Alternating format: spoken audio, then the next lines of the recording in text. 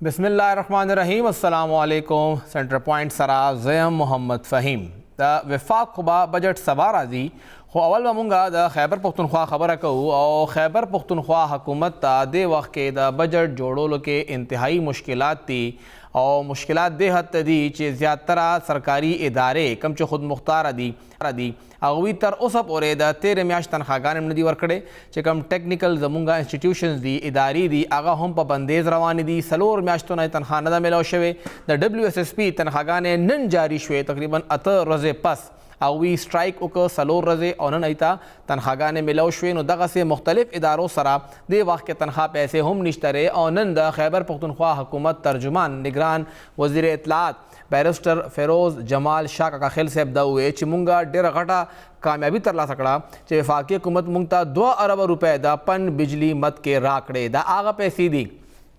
कम चे अप्रैल 2022 ना बंदी दी जमुंगा दगा पैसे वफाक इसारे कड़ी दी 13 काल चे कला वफाक के हुकूमत बदल शो दा आगे टेन मदा पैसे बंदे वे और कमुंगा उगुरु नो दा तकरीबन स 15 म्याश्ते बराबरीगी चे अप्रैल ना अप्रैल पोरे यो काल ब्या अप्रैल मई और जून दगा 3 म्याश्ते हम पदे के राले नो दा 15 म्याश्ते हर म्याश 3 अरब रुपए ना ज्यादा जमुंगा अलता इसारी दी और दा तकरीबन 50 अरब रुपो ना बरा जोड़ीगी आगे के मुंगता 2 अरब मिलोश हुए और दा सूबाई हुकूमत पाए बांधे इंतहाई खुशहाल दा चमुंगा डेरा गटा गटा तरला सकड़ा दगा बजट सूरत हाल दे और दगा माली बहरान आया उमदा से बचलीगी या सलारा हम रावतीशी पदेबा खबर को दे वक्त के मुंग सरा टेलीफोन दलारे सीनियर सहाफ़ी तज्ज़ियाकार और पेशावर के रोज़नामा जंग सीनियर करस्पॉन्डेंट गौर अली साहब मौजूद दे।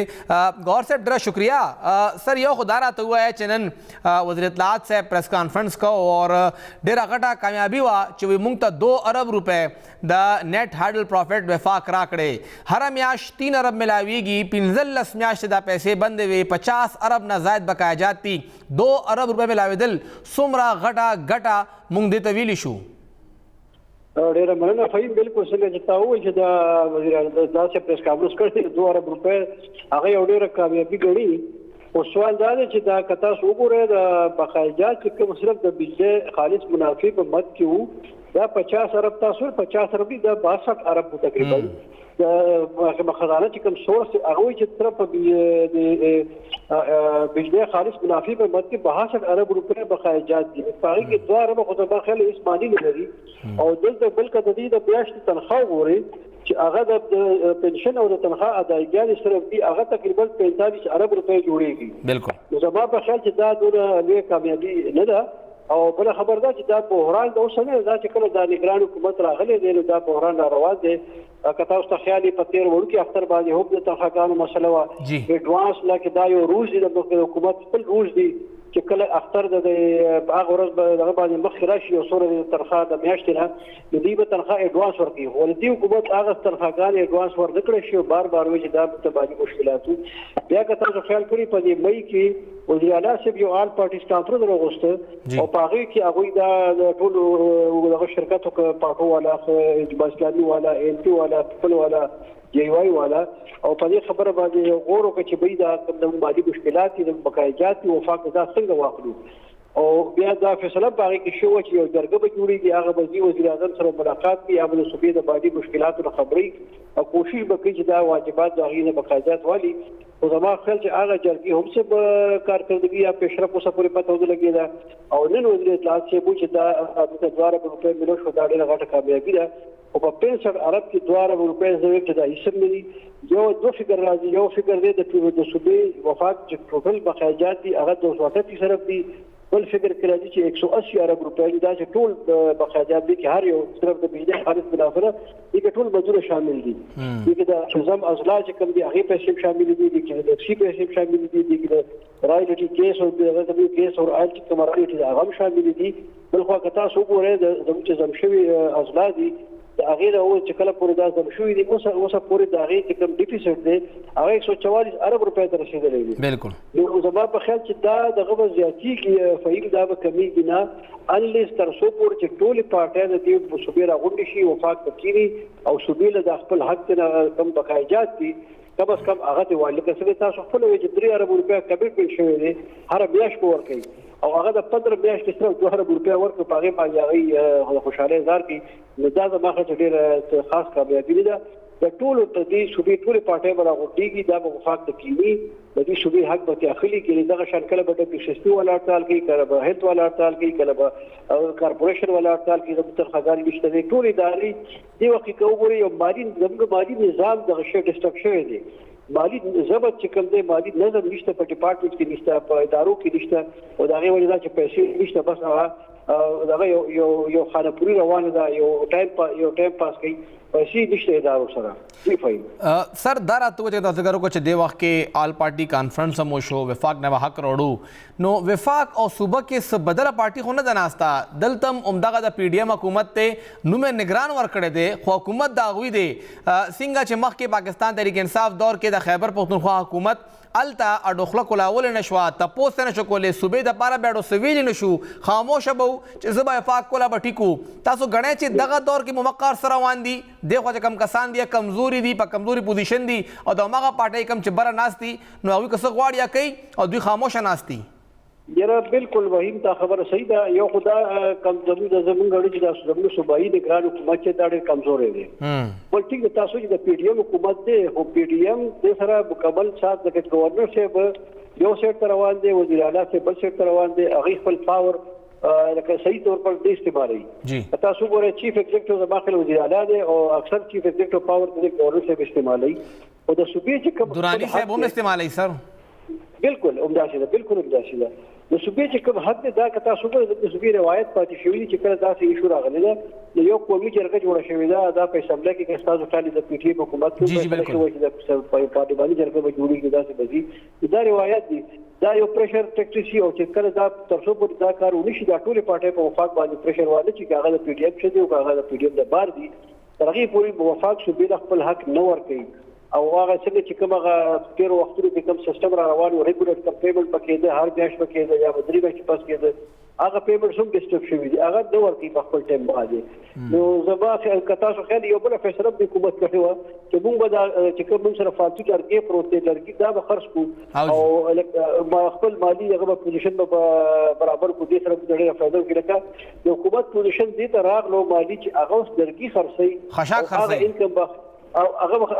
خرڅي او هغه ته لکه سبب داسې پوزیشن دا چې ویره یو ادارې به خرڅي کوي ادارې به پرایویټایز کو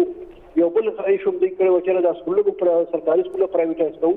نو ست نظام نشته په ډپارټمنټ چې کوم دا ټول دغه کنفیوژن دی په ډپارټمنټ کې کمپلیکیشنز دي په هغه په کې نشته کوارډینیشن په ډپارټمنټ کې نشته خپل کې نو د دې په باندې غور صاحب بجټ هم روان دي غور صاحب او چې کوم زموږ اطلاعات په خپل مالته سیکریټریټ کور کوي سیکریټریټ ته زیر راځي چې یو پیرانا دو پیرنا درې پیره سیکریټری پی ان ډي او اډیشنل چیف سیکریټری دا د صوبایي حکومت ته وی چې موږ تاسو لپاره نوې منصوبې نشو شاملولې موږ سره ډیولپمنٹ لپاره فند نشته خو دغه حکومت دغه وزرا هم دغه ضد نیول چې نه تاسو به خامخا زموږ لپاره زموږ د حلقو زموږ د علاقو زموږ د خلکو کو منصوبه خامخا شاملوي دا ای ډی پی څنګه به تیاریږي او دا پیسې به چرته ناراضي او دا جګړه د بیوروکراسي او د نگران ګورنمنت دا به کوم حد پورې ځي ور یو تاسو ته پته فهم هغه تاسو د دوی پروجیکټ خبره کوي هغه چې کوم د کرنٹ ای ډی پی چې کوم دا انوال ډیولپمنٹ پروګرام چې کوم 50% ډیل شو هغه هم راکو کړی دي بالکل هغه هم سټاپ کړی دي چې دا تاسو نه ایکسپینډیچر باندې کوي نو تاسو ماته چې هغه کوم ریلیز شوی فند هغه راکو کړي پروجیکټ الریډي ګورنمنت پی ډی فیصله کړی دا چې there will be no new scheme in the coming ADP او بقى چې ها انګوي سکیمونه دي هغه جاری ساتي انګوي چې کوم سکیمونه دي هغه کې به هغه سکیمونه جاری ساتي چې کوم اړ چې پروشي وي او هغه کې سیلری کمپوننت ته جی سیلری کمپوننت هغه سیلری کمپوننت دي چې سیلری کمپوننت به صرف هغه چې کوم پروجیکټ دی پروجیکټ بیس کوم دی هغه ته د پروجیکټ مطابق سیلری ورکي او هغه د نوې سکیم په دې پکې البته ای ډی پی چې کوم د زاړه سکیمونه دي آن ګوینګ سکیمونه دي هغه به جاری ساتي هغه مکملوي هغه به پرایورټایز کوي هغه به د ترجیحات هغه له مقرري چې کوم سکیم چې ډېر ضروري دی کوم زیات ضروري دی هغه شاته کې چې کوم ډېر ضروري دی ډېر اهمیت حامل دی هغه مخکې کی دا خو د باخر دا ډیسایډ شوی ده چې روان پروجیکټ کې به ډېر یا به پکې نوې سکیم د سره وینه او یا به ډېر کم به چې هغه دغه تعداد ډېر کمی जी भाई नो सर दा बजट बख के जी सिंगा सुबह वफाक ना पैसे गुस्ते नशी उस तनख्वागान इजाफे खबर हम की लग्या दा खैबर पख्तूनख्वा हुकूमत मजबूर दा चिस्ता वफाक इजाफा कई अब सुबह हम कई नो आगा पैसे बरादी चरतना बिल्कुल हमदा से خو یو خبر ده چې دا د سلور میاشتو بجټ وي ټیمپرری بجټ دی اسمبلی نشته دی دا به یو اډیننس په تور باندې بدای پرو کوي او سلور میاشتو د پاره وي ولا ټیک ده چې لیبا وفات اضافه کوي او دی هم دا غي په دغه کې پېښه خو دی سره دا کنډیشن دي چې موږ د اضافه کوو دا پیسې به موږ وفات راکړي او دای ته بیا یو مکمل شي چې به موږ سره دوباره موږ سره پیسې نشته موږ سره پنشن ته پیسې نشته تاسو څه به انکریز کړی دی په وفات باندې پرشر راځي دا پیسې موږ راکړي نو یو خو د اپلایز پرشر د ملازمینو پرشر په صوبایي حکومت باندې چې موږ ته انکریز راکړي او وفات به هغه پرشر استعمالي او هغه ساري صوبه هغه پرشر استعمالي په وفات باندې چې به موږ د پنشن او دغه کوم اضافه کړی دا موږ سره پیسې نشته موږ سره فند نشته دغه پیسې مال نو دي کې دا وخت دا یو فائدہ کې دي چې کوم د صوبې ډېر دغه بقاجت هغه کې یو غټ مو وفات صوبې ته ورکی دغه چې د ملازمینو پرشر تاسو ته هغه بیا برداشت کول ګران شي او سر الیکشن ایئر هم دی دغه نگران حکومت اصل کې دغه پارټو حکومت ته نو دی خپل حلقو د بارا هم کار غواړي چې کوم د ان پی خلک په دغه کابینه کې ناشتي د جمعیت ناشتي مسلم لیگ ناشتي یا پیپلز پارټي کسان ناشتي اب دونه ډیولپمنٹ مت کې خپل ځان د لپاره سپورټ غواړي تعیناتانه هغه یو کړي د خپل وخت ډي سی ام لګاو اي سی ام لګاو اي سی م لګید اگر سو شو ټیچرانه م لګیدل خو فندز خو خلکو لا ورکوي کارونه بوله کوي نو دا الیکشن ایئر کې بعد دا خلک بیا څه کوي نو زما خیال چې یو ټول قوم صوبې ته پته ده عوام ته پته چې باندې مشکلات حکومت سره پیسې نشته او سکیمونه بل دی حکومت کې کم کې الریډي سیاسي خلک دي کله پی ټی دی یا د ام پی دی یا د نور پارټو دي هغه الریډي تیر حکومتونو کوم پاتې شوې دي هغه مخکې کارونه کړی دي او چې دا نگران حکومت د نگران حکومت دا سه روایت چې تدی پاتې شوې چې هغه په ډېر لوی پیمانه باندې ترقیاتي منځوبې او ترقیاتي کارونه کوي او په هغه بنیاد باندې هغه بیا وټونه وایي د نگران حکومت کو کم چې منډیټ دی کوم ډیوټي خدا چې هغه الیکشن کنډکټ کی هغه یو فری اند فیر الیکشن وي دا غوي د سره البته خپل پارټي باغی بالکل ورته وي چې تاسو فند استعمال کوي چې هغه پیدا مونږ ته شي او چې د صوبې مالی بحران دی وخت فایده اجازه نه ورکوي په دوره لوی پیمانه باندې ایکسپنډیچر د زمانه خیال چې د نگران حکومت په دې کې کامیاب شي چې هغه خپل د صوبایي وزراله په لوی پیمانه فند ورکړي چې تاسو دا په خپل ولکو کې یوز کې استعمال کړئ او سر وفاق نه تمشتا چې وفاق بیا خپل دغه ام ان ایز کوم محسن داوړ صاحب په حکومت کې ناشته یا اسد محمود صاحب په حکومت کې ناشته چې د خلکو بیا فند جاری کړي او دوی التخبل کارو کی یا امیر مقام صاحب شو بالکل هغه خو تاسو ورته ما خو الډي روان دي د ډیرو کارو روان دي هغه ډیر کارونه کړی دي دا غوښنه د مخکیم کړی دي او هغه سیټینګ ایمنیز دي سیټینګ الډي هغه کو چې شملي بحال ده نو دا غوښ خو د پارلیمنټري پیسې یو کی رائټ کی چې هغه د فند ورک ډیولپمنټ دا غوښ خو هغه رائټ شته د سبلې په تر باندې هغه ته ورکی وي پرایویسو او خپل فند ورکی نو هغه خو چې سمدي دغه د انسشن دا سمدي بحال ده دغه خو سمدي نشته دا خو د پیور یو کیر ټیکر حکومت د دوی سره یو فند نشته بل د دوی منډیټ دا دی چې د وخت دا زونه ډېر د بار باندې ډیولپمنٹ کوي البته چې سمدي بحال ایمنه سیټینګ ایمنه دا خو رائټ کیږي چې پرایویسو غل فند ورکی نور مجلس هغه پیسې ورکړي ډیولپمنٹ سیستم لپاره هغه ممکن ده هغه پاسبل ده ډیره شکریہ گوهر علي صاحب څنګه ذکر وکړ چې دا الیکشن ایئر دی خو نگران گورنمنٹ پیسې شته نه لګوي به چرته بالکل هر یو کس دا تمه لري چې کارو کې خو هغه کافي ده پورې هغوی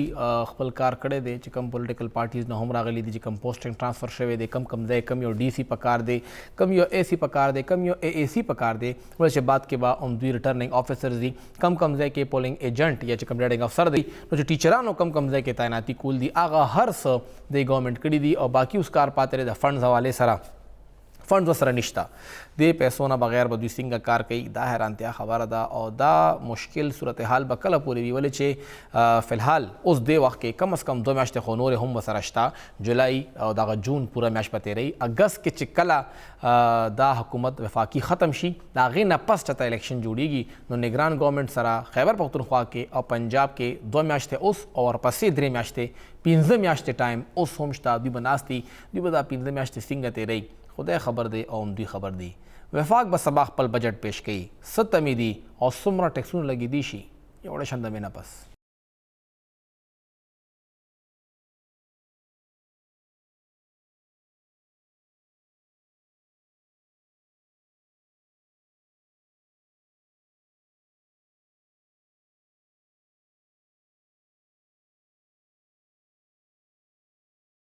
ताउसा प्रोग्राम की ओज़ल बिया हर कले वायु वफाकी हुकूमत बा सबा खपल बजट पेश कई दा बा द्वैम बजटी दगे हुकूमत तेर काल दी बजट पेश करो आगा टाइम मिफ्ता इस्माइल साहबो और दिल्ला इसहाकडार साहबा सबा पार्लियामेंट के माजीगर सलोर बजे दगा बजट पेश कई दगे बजट ना सज्जात तमे खलको नहीं सातले वाले चे देना अवल कम चे द मुशीर ख़जाना दा आयशा गौस पाशा बीबी आगे सफ़ा हुए कि मुंग बर टैक्सुना लगाऊ और ख द्रान टैक्सुना बल्लगी ख्वागवी यो खबर के तुम पर चिकम लग्जरी आइटम दी पागे बर टैक्सुना लगाऊ मतलब आगा चिकम द बुनियादी ज़रूरत चीज़ुना नदी मेकअप सामान शो मोबाइल फ़ोन शो गाड़ी शू पदी बा टैक्स न लगो दा वेना दा सबा बा टैक्स पता लगी बजट के टैक्स पर कम कम के लगी हो दगे टैक्स था या दगे बजट हवाले सरा टोरोना ज़्यादा चिकम इस्तरगी भी आगा दा इंडस्ट्री डिपार्टमेंट भी दम चिकम इंडस्ट्री वाला खलक थी अगवी भी सनतकार भी ताजिर भी अग बांधे हमेशा बोझ टोल द टैक्स बोझ पागा बांधे राजी टोल टैक्स दागा नागुंडीगी सबा दे बजट हवाले सरा दागवी सत्तमी दी और अगवी तसल लगी कि सबा कम यो बोझ पाई बांधे रवान दे पदे खबर को दे वक्त मुंग सरा दा सरहद चैम्बर पे खबर साबिका सदर मकसूद अनवर परवेज से मौजूद दे। मकसूद साहब बहुत बहुत शुक्रिया हमें वक्त देने के लिए। सर काफ़ी बजट आपने देख लिए, काफ़ी मुश्किल हालात आप लोगों ने देख लिए, आपकी पूरी ज़िंदगी इन सब में गुजर गई। अब कोई आपको इंतज़ार रहता है बजट का, कोई आपको लगता है कि रिलीफ का इम्कान होगा, और कल के बजट के बारे में क्या कहेंगे? देखिए, बड़ी मेहरबानी, आपने बड़े इम्पोर्टेंट टॉपिक पे जो है ना ये मुझे बात करने की आपने तकलीफ गवारा की, आपकी बड़ी मेहरबानी। ये मैं आपको अर्ज करूं कि देखें, बड़ी सनतें जो हमारी पाकिस्तान की हैं, तो ये इन्होंने अब हदफ मुकर्रर किया है तरक्की का 7.4%, जबकि जो ग्रोथ हुई है पिछले साल तो ये -7% थी। तो सनती को सूरत हाल को ये 7.4 का हदफ कैसे हासिल करेंगे, ये कुछ समझ पे बाहर चीज है। इसके अलावा बड़ी क्लियर बात है कि इसमें जो टैक्सेस का जो वो है, इसमें 9,200 अरब रुपए जो है उसका टैक्स का जो है ना इन्होंने हदफ मुकर्रर किया है, जिसमें 700 अरब के टैक्स मजीद लगाएंगे, तब जाके ये हदफ पूरा हो सकता है।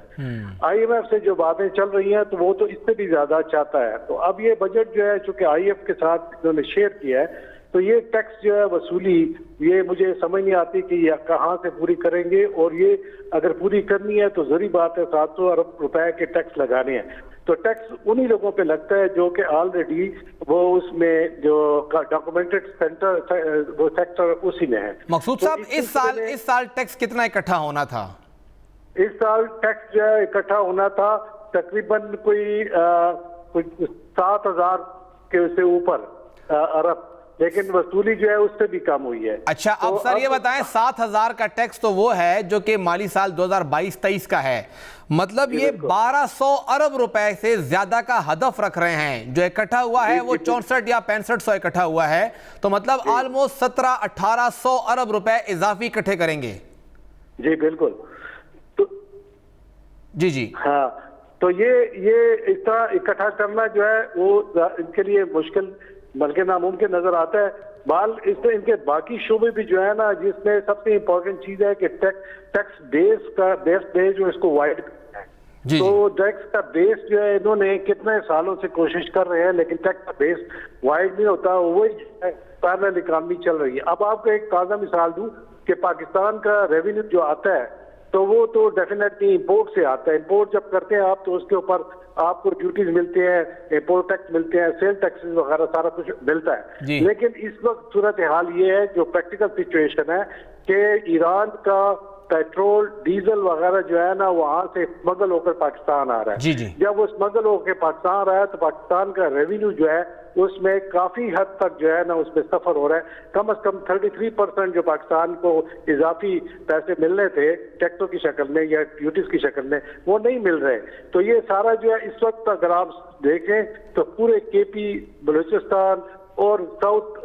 पंजाब वगैरह में डबल स्टेशन बन गए, जो कि रेगुलर जो बिजनेस चल रहे हैं, पेट्रोल पंप्स वगैरह चल रहे हैं, उनकी सेल कम हुई है उन डबल स्टेशन की, क्योंकि अब बलूचिस्तान में बड़ी क्लियरली बात हो गई है कि भाई आप अब जो ईरानी पेट्रोल है बड़ी क्लियर ओपन सीक्रेट है, सब लोगों को, गवर्नमेंट की जो मशीनरी है उसको भी पता है। तो उन्होंने ये ऐलान किया है कि भाई आप ये डबल स्टेशन पे पेट्रोल का रेट 150 रुपए फी लीटर रखें, तो अगर इससे ज्यादा कोई रखेगा तो उसके ऊपर कानूनी कार्रवाई की जाएगी। अब ये अंदाजा करें कि बाकी जो रेगुलर सिस्टम है वो किधर जाएगा? हाँ, वो किधर जाएगा? और मकसूद साहब, ये जो आपने बात की है कि ये टैक्स, ये जो पेट्रोल आता है, ईंधन आता है, उस पर वसूली नहीं होती, आप क्योंकि खुद सनतकार हैं, कारखानादार हैं, ये जो कि हुकूमत ने रवां बरस डॉलर कंट्रोल करने के लिए एलसीज बंद कर दी थी, इंपोर्ट हमारी बिल्कुल ऑलमोस्ट बंद कर दी गई थी, उससे हमें कितना नुकसान हुआ? महंगाई तो हुई, हुकूमत को इंपोर्ट की मद में जो आमदन होनी थी उस पर कितना नुकसान हुआ? देखिए जी फहीम साहब, ये तो बड़ी इंपॉर्टेंट बात आपने की और बड़ा सही आपने पॉइंट आउट किया। इंपोर्ट जब होगी नहीं तो इंडस्ट्री का रॉ मटेरियल कहाँ से आएगा? बिल्कुल। तो जब इंडस्ट्री का रॉ मटेरियल नहीं आएगा, इसकी मिसाल आप देख लें कि आप दवाइयाँ जो है, आपकी बहुत सारी इंडस्ट्रीज मेडिसिन की जो है ना वो बंद हो चुकी हैं। इसके अलावा आप बहुत सारी इंडस्ट्रीज रिलेटेड टू एग्रीकल्चर, उस पर भी फर्क आ गया। तो ये सारी चीजें क्यों हुई हैं? इसलिए कि जो फर्ज का पेस्टिसाइड थी, खाद थी, ये सारी चीजें मंगानी थी, उसको मंगाने के लिए भी हुकूमत को जो है, हुकूमत के पास या डॉलर थे नहीं या कोई और पॉलिसी थी, तो इसलिए वो एलसीज जो है वो मेच्योर नहीं हुई, तो जिसकी वजह से हर चीज लेट हुई। इसलिए जो है आने वाली जो क्रॉप्स हैं उसमें भी शक है कि वो भी पूरी जो है प्रोडक्शन नहीं होगी और हमें फिर जो है गंदम किसी ऐसे मुल्क से या यूक्रेन से या किसी और से इंपोर्ट करनी पड़ेगी। कल के लिए सर कितने पर उम्मीद हैं आप? कल क्या हो सकता है? कुछ अच्छी बात होगी आप लोगों के लिए? अच्छी बात तो इसलिए कि इन्होंने बड़ी क्लियर आज जो अब इनका इकोनॉमिक सर्वे आया है उसमें बड़ी क्लियरली बात की है कि there will be no subsidy, कोई सब्सिडी नहीं होगी। तो सब्सिडी अगर किसी चीज में, जैसे खुराक के आइटम है, आटा है, चीनी है, घी है, या इस तरह चीजें जो गरीब इस्तेमाल करते हैं, उसमें भी कोई अगर सब्सिडी प्रपोज नहीं करते तो फिर इसमें सोच तो जरा मुझे कुछ ठीक नजर नहीं आती। क्योंकि देखिए सेहत का शोबा बड़ा इंपॉर्टेंट है गरीब आदमी के लिए, सेहत का शोबा। तो इन्होंने हदफ रखा है 30% ग्रोथ, जबकि पिछले पूरे साल में इसकी जो ग्रोथ आई है वो 0.4% आई है। इसी तरह बिजली वाटर में जो है ना, इन्होंने ग्रोथ का रेट रखा है वो 3.4% है, जबकि पिछले साल सिर्फ 1% आई है। तो इस तरह मुआशी तरक्की का बेड़ा गर्क किस तरह हुआ है कि अभी जो ग्रोथ ये रख रहे हैं 5%, जबकि पिछले साल इट वाज 0.29%।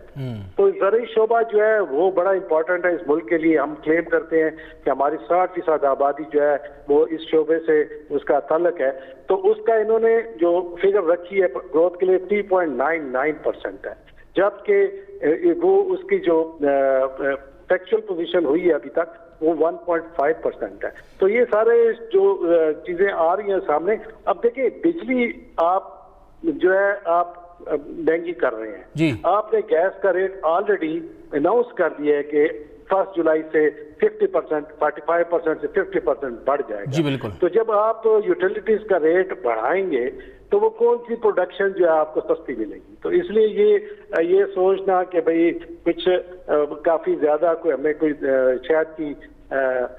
दूध की नहरें मिलेंगी और शहद मिलेगा, तो वो बड़ी मुश्किल सी बात है। अच्छा सर, ये जो हम देखा है अमूमी तौर पे जब भी मुस्लिम लीग नून की हुकूमत आती है तो कहा जाता है कि कारोबार फलते फूलते हैं, इंडस्ट्रियलिस्ट काफ़ी खुश होते हैं कि उन्हें एतमाद में लिया जाता है। ये पिछला 1 साल जो गुजरा है, किस हद तक खैबर पख्तूनख्वा की मैं सनत की बात करूँ, क्योंकि हम लोगों ने दहशतगर्दी भी देखी है, हमने कोरोना भी देखा है, हम लोगों ने यहाँ पर एनर्जी का मसला भी देखा है, और यहाँ से लोग गए हैं, कैपिटल फ्लाई हो गया है, लोग दीगर मुल्क चले गए, पंजाब चले गए, सिंध चले गए। तो आप लोगों को किस हद तक एतमाद में लिया गया पिछले बजट में भी और इस बजट में भी?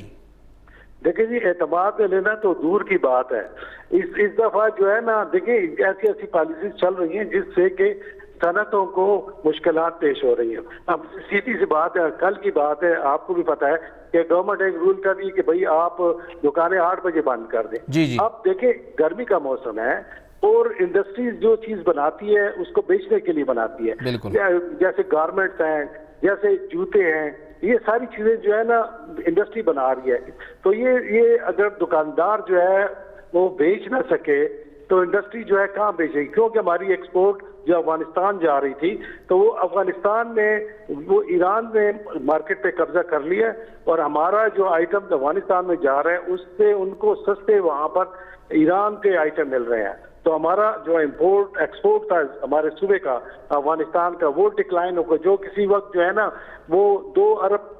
के करीब था, वो कम होते होते अब मिलियंस में आ गया। हत्ता कि जब नवाज शरीफ साहब आए थे तो उन्होंने 2013 में कहा था कि हम इसको $6 अरब तक लेके जाएंगे। हाँ, और अभी वो करोड़ों में आ गया है। बिल्कुल, और इतने नीचे आ गया कि बल्कि इवन हमारी जो स्किल्ड लेबर है, चूंकि इंडस्ट्रीज बंद हो रही हैं तो वो भाग भाग के अफगानिस्तान जा रहे हैं, वहां पर उनको काफी ज्यादा वो मिल रहे हैं,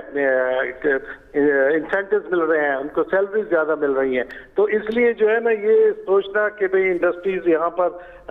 फ्लरिश की। अब देखें ना इस वक्त आपकी इन्फ्लेशन जो है 29.8% डिक्लेयर्ड है, ठीक है ना, और 29.8% अगर महंगाई है तो उस सूरत में आप कितनी भी तनख्वाह बढ़ा लें तो वो लोगों को जो है ना वो जो तंगी है, जो महंगाई है वो जो है वो छुपती रहेगी और वो उनके लिए मुश्किलात पैदा करेगी। तो इसलिए इसी तरह सेहत की शुबा बड़ा इंपॉर्टेंट है जिसके ऊपर तवज्जो देने की जरूरत है। इंडस्ट्री है, मुआशी तरक्की है। मुआशी तरक्की का सूरत हाल है कि इन्होंने ग्रोथ जो है 5% रखी है, जबकि वो सिर्फ 0.29% इस वक्त इनके सर्वे में है। तो ये सारी चीजें हैं। अगर आप देखें तो अगर ट्रांसपोर्ट को देखें तो उसमें भी अब इन्होंने जो वो दिया है पेट्रोल में मजीद जो है अब 1 जुलाई से ये लेवी ऐड करने की कोशिश कर रहे हैं। वो मतलब इस वक्त 50 रुपए पर लीटर है तो ये उसको 60 रुपए पर लीटर करने की वो कर रहे हैं, इनकी इरादा है। तो अगर ये लेवी पड़ती है तो इसका मतलब अगर पेट्रोल बाहर सस्ता भी होता है तो ये इसको उसमें कंपनसेट करेंगे। तो फिर अगर पेट्रोल फिर महंगा हो या ये सस्ता ना करे तो फिर उसका इकानमी पे तो बुरा असर पड़ेगा ना, आम आदमी पर भी बुरा असर पड़ेगा। मकसूद साहब बहुत बहुत शुक्रिया। मकसूद अनवर परवेज साहब, साबिक सदर सरहद चेंबर ऑफ कॉमर्स इंडस्ट्री और सिंगई जिक्र कचे मुंग से खास तमन लरू चे सबाबत बजट के मुंग से मिलोशी मुंग को सफाई खबर उकड़ा चे टैक्सूना ब लगऊ और दागा टैक्सूना चे कम 9,000 और 200 अरब रुपए दी दाबद तेर का तकरीबन 19,000 अरब ज्यादा टैक्स रागुंडीगी दा टैक्स बसिंग रागुंडीगी चरतना बरागुंडीगी सिंगा बे पूरा कई दा इंतहाई मुश्किल यो सोच दा पूरा की सिंगा चरतना बराजी दा ग्रान कार दे और दा ग्रानी दा मुश्किल बा हम जमुंग दा पारा भी हम जमुंग ना पूरा की सूरत हाल गुरु चे सबाए सागदार से दे बजट के मुंग दा पारा ब्यासर रोड़ी ये बड़ा शंद माखलू।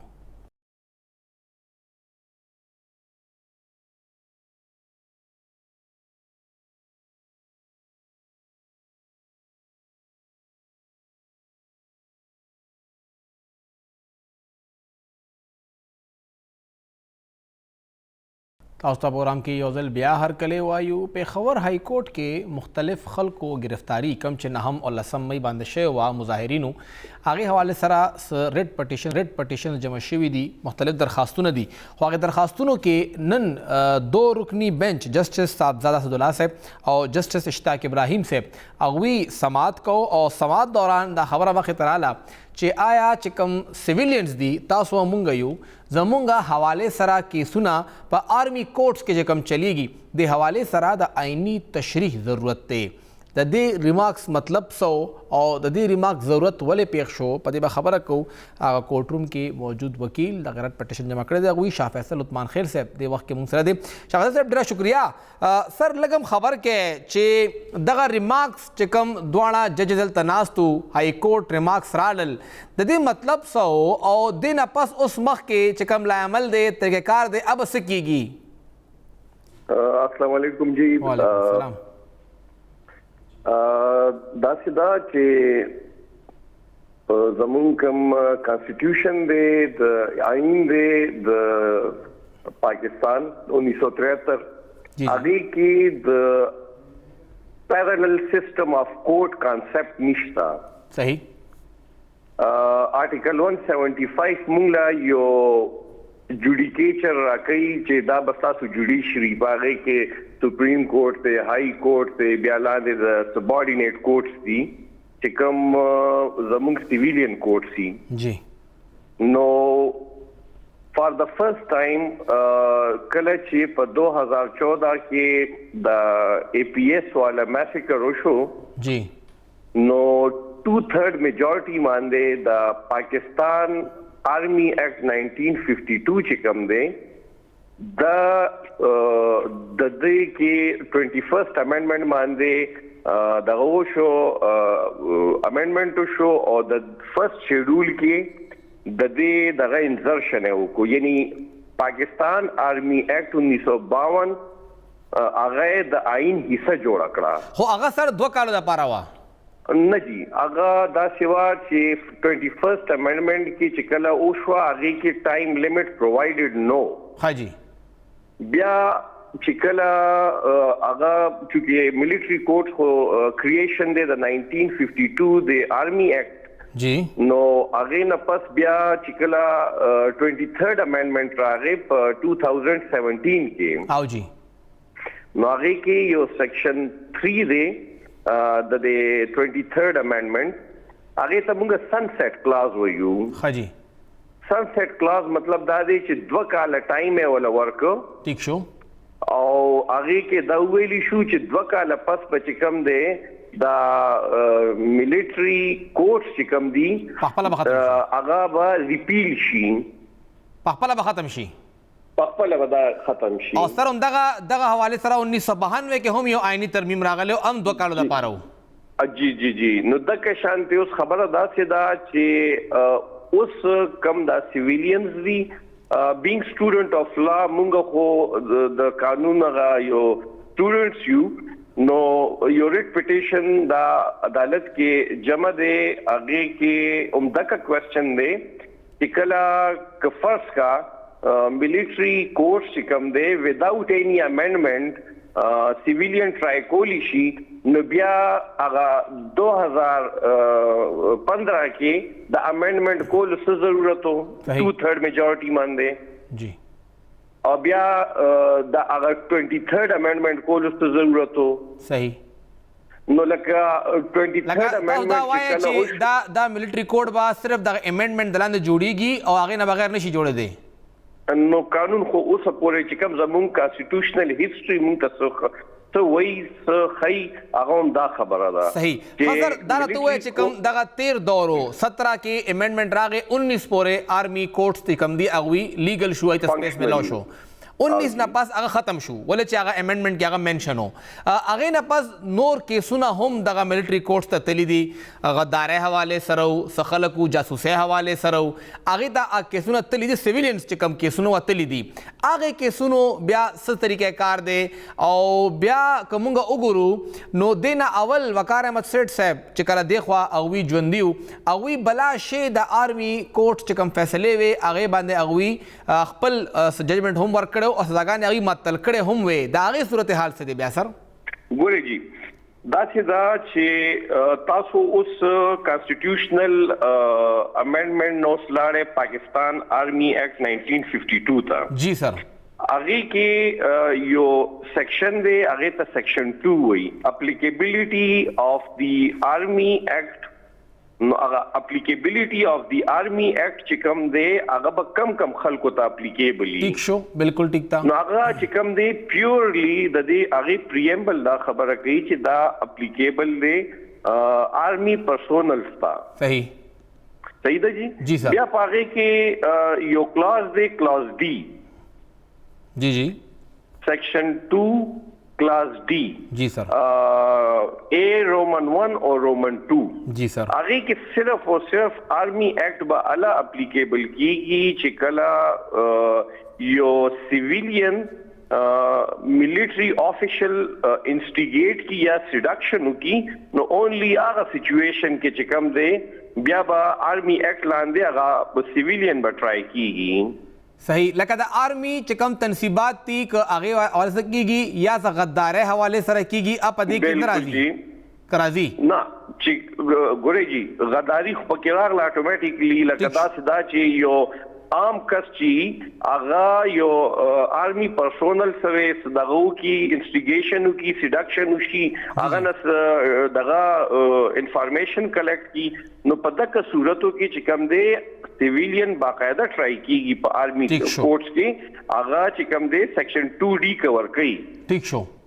خو چې څو پورې د اوسنی داسې کم اف آی آر چې کوم کې مونږ دا دغه چیلنج کړی دی د هینډینګ اوور اف سیویلیانز ټو آرمی ملټری کورټس ملټری کورټس دا بیسیکلی دا کسان چې کوم دی اینٹی ټیرریزم کورټ کې دی بیل پټیشنز فایل کړیو او الته چې کوم دی آرمی افیشل یو اپلیکیشن جمع کو نو زموږ یو قانون دی هغه ته وایو 439(3). صحیح. دا غي د لاندې چې کوم دی دا ضابطه فوجداري ورته وایي کرمینل پروسیجر کوډ. دا غي د لاندې دا کم کسان چې کوم اوس پورې د مردان نشپک کسان یو هاند اوور شوی دي او یو بل لیټر آن هاند اوور کړی دی 1 جون باندې. نو وو کسان چې کوم دی هغه هاند اوور شوی دي او چې کوم دا بنو والا او ملکند والا ان دی هاند اوور شوی د ملکند اغیزان لدی دا موږ صرف مردان والا چیلنج کړی دي. صحیح. خو دا کوم لکه چې دا اف آی آر شوی دی نو اف آی آر کې داسې څه الیګیشنز نشته چې کوم هغه د سیکشن 2D په زمره کې راځي یا د هغه اطلاق پاغه باندې کیږي. مطلب تاسو وایي چې سیویلین د کورټ التتلی شي خو هغه کې اف آی آر کې بیا هغه جرم هم لیکل دي کم چې آرمی ایکټ واضح کوي چې دغه جرم کو وشي الی به سیویلین آرمی کورټ جی بالکل او صحیح. خاص کر اوس د حواله سره متعلق وخت کمې دی چې کوم دا دو رکنی بنچ ته دی وي کې آئینی تشریح ضرورت ته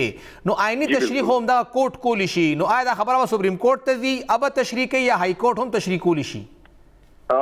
بالکل دا خبره دا چې دا دواړه کورټ چې کوم دی دا تشریح کولی شي. ایون فرض کا دا کیس لاندې زموږ های کورټ د دې انټرپریټیشن وکي تشریح وکي او ون وے اور دی ادر تشریح وکي چې د دې 21st امندمنٹ اور 23rd امندمنٹ اور دا که شانته ریڈ ود سیکشن 2D of پاکستان آرمی ایکٹ 1952 آفیشل سیکرٹ ایکٹ سیکشن 7 د دې څه کمباین لکه د دې څه انټرپریټیشن دی یا تشریح ده نو دی به اوس دا کوي هغې نه پس به بیا فیصله کوي چې آیا آرمی کورټس چې کوم دی دا ټرای کولی شي نشي ټرایل لدی کولی نو په هغې باندې به په 13 تاریخ باندې انشاءالله خبرې کیږي. ډېر شکریہ شاه فیصل عثمان خیل صاحب او کافی تفصیلا اغوی یو همونګه په دې قانون هم پوي کړو او زمونږ ذهن کې هم ډېر سوالونه تاسو به هم چې دا څنګه کیدی شي چې اوسمي کورټ سوال شي نو هغه څنګه کیدی شي هغه مو دغه طریقه دا دغه سوال ته حواله کی دغه طریقه نه پوره کیږي نو بیا الته حوالهګي هم ټیک نه دا کم و کسانه یاد کړ چې مردان کې آرمی کورټ سوال شو د اغوی باندې چې کم الزام دی یا کم اف آی آر دی هغه کې هغه دفعات نشته دی یا هغه الزام نشته دی کم چې آرمی ایکټ 1952 کې منشن شوی دی یا خو پکې هغه منشن کې نو بیا به دا لیګلایز شي ادروایز اوس به په 13 جون باندې سماعت کې پته لګي چې دغه عدالت د حوالې سره څه تشریح کوي. یو شند ماخلو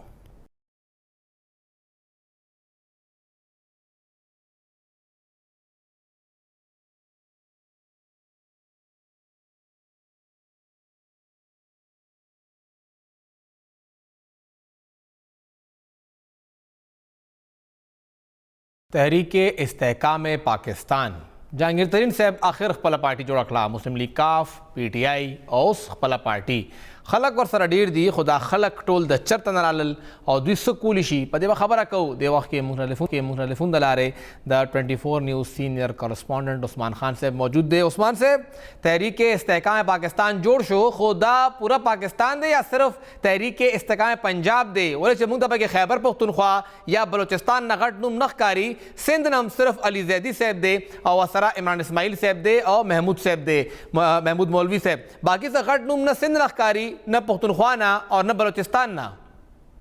ډیره مننه، ډیره مهرباني فهیم صاحب. بالکل سیاسي صورتحال کې یو ډیره غټه تبدیلي راغله. بهرحال دې تبدیلي حوالې سره که زه لږ خبره کوم نو دا تبدیلي نوی نه ده. په دې باندې تقریبا یو کال مخکې نه جهانګیر خان ترین خپل ورکینګ شروع کړی، چونکې دا تاسو ته هم پته ده چې هر څه خپل یو مقرره وخت خپل یو ټیم او په هغه ټیم باندې هغه کار کېږي. نو جهانګیر ترین ته چې کوم سټرګل له یو کال هم زیات عرصه وه کله چې جهانګیر ترین صاحب نه اهله شو نو هغه ناهلۍ نه وروسته هغوی د عمران خان نه خفګان او خفګان رسۍ هغوی خپل لارې جوړه کړې وې. نو په دې باندې هغوی ورکینګ کوو بالاخره دا ورکینګ چې کومه ده دا یو سیاسي جماعت ته دا ورسېد او بالاخر جهانګیر خان ترین یو سیاسي جماعت جوړ کړو. او دې جماعت کې چې کم ټولو نه غټه کامیابي جهانګیر خان ترین ته ملاوه شوه چې هغه ته الکټیبلز ملاو شو، چونکې چې کوم هم سیاسي جماعت دي هغه هغې پورې ترقي نشي کولی. حالانکې پکار خدا څه نه ده، پکار داسې ده چې نوې چې کوم سیاسي جماعت جوړ شي هغې کې نوې فرش ینګسټرز راشي چې هغې ملک او قوم دپاره کار وکړي. چونکې زموږ د ملک ټول نه اهم ایشو دا ده چې ینګسټرز په خلک الکټیبلز له خوښۍ دي. او واضح مثال که تاسو ته یاد وي 2018 په انتخاباتو کې بلوچستان کې چې کله انتخاباتو ته صرف 3 ورځې پاتې نو بلوچستان کې یو سیاسي جماعت چې د وجود کې راغی بلوچستان عوامي پارټي، او هغې کې ټول الکټیبلز لاړل. نو هغه الکټیبلزو دا فایده وه چې دې وخت کوم بلوچستان کې چې کوم حکومت دی هغه د بلوچستان عوامي پارټۍ دی، او هغې الکټیبلزو چې دی ډېر ښه مارجن سره دی خپل دا الیکشن چې دی هغې وګټو، او دې وخت بلوچستان کې د هغې اکثریتي حکومت دی. نو دغه شان پنجاب کې دا یو نوې سیاسي جماعت او پښتونخوا پکې چېرته ولاړ دی؟ پښتونخوا کم ځای لاړ عثمان صاحب؟ خیبر پښتونخوا خلک چېرته لاړه؟ خټک صاحب حوالې سره دعوا وه چې هغه به خپل خلکو سره هلته ځي، خو ښکاري نه. بالکل، چونکې دا پارټي چې ده دې کې فی الحال د پنجاب ټولو نه زیاته نمایندګي ده، او دویم نمبر باندې سند نه چند کسان دي. کې پی حوالې سره یو ډېر اهم خبر دا گردش کوي چې پرویز خټک صاحب چونکې ډي ګروپ سره زاړه اختلافات نو هغوی دې سره سیټ نه دي، او هغوی دا خواهش دی چې هغوی کې پی په سطح باندې یو خپل سیاسي. عثمان صاحب مونږه رابطه منقطع شوه، دوباره کوشش کو چې عثمان صاحب ملو کو. هغوی غالبا ټریول هم کوو په لاره باندې وو ځکه د هغوی اواز کټ شو. دغه د خیبر پښتونخوا نه دا خبر گردش کوي، مشرق هم دا خبر چلولی دی چې خټک صاحب خپل سیاسي جماعت جوړولو کوشش کوي لګیا دی. دومره آسان کار نه دی پوره جماعت جوړول او بیا چلول هم، خو بهرحال څه طریقه کار کیدی شي هغه جماعت جوړول شخصیات نه به هی تاویږي یا هغې کې عوام هم کیدی شي. چې دغه صوبه کې چې کم د پی ټی آی ووټ بینک دی 2/3 میجورټي وه تیر الیکشن کې، هغه به څنګه کیټر کیږي، څنګه به هغه ځان ته راوړي. خلک ورسره شته، لږ دي ډېر دي سکیټرډ دي، هغه بېله خبره ده، خو خلک ورسره شته. نو خلک به چېرته دي؟ عثمان صاحب یو ځل بیا موږ ته عثمان صاحب جی تاسو خبره کوله خټک صاحب حوالې سره چې نوې پولیټیکل پارټۍ جوړولو کوشش روان دی. بالکل، خټک صاحب یو ذاتي خواهش دا ده چې هغوی یو داسې سیاسي جماعت جوړ کړي چې هغه د کې پي په سطح باندې او زیات خلک د کې پي، خو دې نه زیات اهم ترجیح دا هم ده چونکې کې پي نه لا فی الحال د پاکستان تحریک انصاف نه څه داسې اهم شخصیت چې دي هغه نه دي تللي چې خټک صاحب سره یو اکثریت موجود وي. لا فی الحال صرف چند خلک داسې دی چې هغه د پی ټي آی نه مستعفي شوی دی، او میجورټي چې ده هغه لا پی ټي آی کې موجود ده. نو دغه حوالې سره پرویز خټک چونکې زوړ سیاستدان هم دی او کې پي کې د هغه خپل ځان له اپوزیشن یو مقام دی، نو پاکستان مسلم لیگ نون سره خو د هغې تعلقات ټیک هم نه دي او هلته د هغې چانسز نه ښکاري. او دغه سره سره د کې پي کې چې کوم نور 3 سیاسي جماعتونه دي هغې کې یو جمعیت علما اسلام دی، یو عوامي نیشنل پارټي ده. عوامي نیشنل پارټي سره هم د خټک صاحب تعلقات بهتر نه دي، او دغه شانې جمعیت علما اسلام والا هم خټک صاحب نه قبلوي. نو دې وخت کې خټک صاحب سره په کې پي کې چې کوم یو پارټي پاتې شوې ده، او هغه پارټي اوس دې وخت کې په کې پي کې یو مثبت پوزیشن طرف ته روانه ده، هغه پاکستان پیپلز پارټي ده. دغه حوالې سره دا خبرونه هم ډېرې ګردش دي چې خټک صاحب چونکې پیپلز پارټۍ سره په رابطو کې دی، نو عین ممکن دا هم ده چې خټک صاحب او د هغې چې کوم قریبي رفقا دي دې پاکستان پیپلز پارټۍ ته لاړ شي. خو بهرحال دې حوالې سره خلاصې شوې، نو دا 2 رایې دې وخت ډېر اهم دي چې پیپلز پارټي طرف ته باغېږي او یا به بیا خپل سیاسي جماعت جوړي. دې نه علاوه پرویز خټک سره کې پي کې 3rd آپشن نشته. او بیا یو اخیری اپشن دا ده چې دا نوې سیاسي جماعت جوړ شو خو دغه طرف ته دا